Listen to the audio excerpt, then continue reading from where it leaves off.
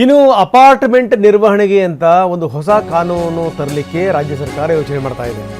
ಏನೇನು ಇರುತ್ತೆ ಆ ಕಾನೂನಲ್ಲಿ, ಏನು ಎತ್ತ ಅದರ ಸಾಧಕ ಬಾಧಕಗಳೇನು, ಇದಕ್ಕೆ ಸಂಬಂಧಪಟ್ಟಂಗೆ CMDK ಅಪಾರ್ಟ್ಮೆಂಟ್ ನಿವಾಸಿಗಳ ಜೊತೆಗೆ ಸಂವಾದ ಮಾಡ್ತಾರಂತೆ. ಇದಕ್ಕೆ ಸಂಬಂಧಪಟ್ಟಂಗೆ ಕೃಷ್ಣ ಬೈರೇಗೌಡರು ಮಾತಾಡಿದ್ದಾರೆ, ಬನ್ನಿ ನೋಡೋಣ.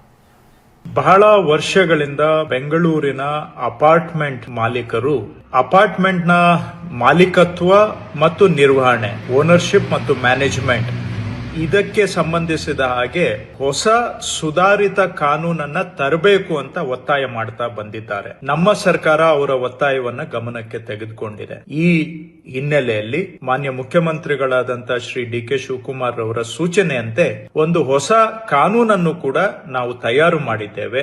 ಈ ಕಾನೂನನ್ನ ನಾವು ಜಾರಿ ಮಾಡೋದಕ್ಕೆ ಮೊದಲು, ವಿಧಾನ ಮಂಡಲಕ್ಕೆ ಮಂಡಿಸೋದಕ್ಕೆ ಮೊದಲು ಇದಕ್ಕೆ ಸಂಬಂಧಪಟ್ಟಂತಹ ಸ್ಟೇಕ್ ಹೋಲ್ಡರ್ಸ್ ಜೊತೆಗೆ ಅವರ ಅಭಿಪ್ರಾಯ ಸಂಗ್ರಹಣೆಗಾಗಿ ಈ ಬುಧವಾರ ಜುಲೈ 15ನೇ ತಾರೀಕು 11 ಗಂಟೆಗೆ ಬೆಂಗಳೂರಿನಲ್ಲಿರುವಂತಹ ಜವಾಹರ್ಲಾಲ್ ನೆಹರು ಪ್ಲಾನೆಟೇರಿಯಂನ ಸಭಾಭವನದಲ್ಲಿ ಒಂದು ಸಮಾಲೋಚನಾ ಸಭೆಯನ್ನ ಹಮ್ಮಿಕೊಂಡಿದ್ದೇವೆ. ನಿಮಗೆ ಇದರ ಬಗ್ಗೆ ಏನಾದರೂ ಸಲಹೆ, ಸೂಚನೆ, ಅಭಿಪ್ರಾಯ ನೀಡುವಂತದ್ದು ಇದ್ದರೆ ಈ ಸಭೆಯಲ್ಲಿ ಭಾಗವಹಿಸಿ ತಮ್ಮ ಅಭಿಪ್ರಾಯವನ್ನ ಹಂಚಿಕೊಳ್ಳಬೇಕಾಗಿ ಇದರ ಮುಖಾಂತರ ಕೋರುತ್ತಿದ್ದೇನೆ. ಮಾನ್ಯ ಮುಖ್ಯಮಂತ್ರಿಗಳು ಸಹ ಈ ಸಮಾಲೋಚನಾ ಸಭೆಯಲ್ಲಿ ಭಾಗವಹಿಸಲಿದ್ದಾರೆ. ತಮ್ಮ ಅಭಿಪ್ರಾಯ ಏನಾದರೂ ಇದ್ರೆ ಈ ಸಭೆಯಲ್ಲಿ ಭಾಗವಹಿಸಿ ನೀಡಬೇಕೆಂದು ತಮ್ಮನ್ನು ನಾನು ಮನವಿ ಮಾಡುತ್ತಿದ್ದೇನೆ.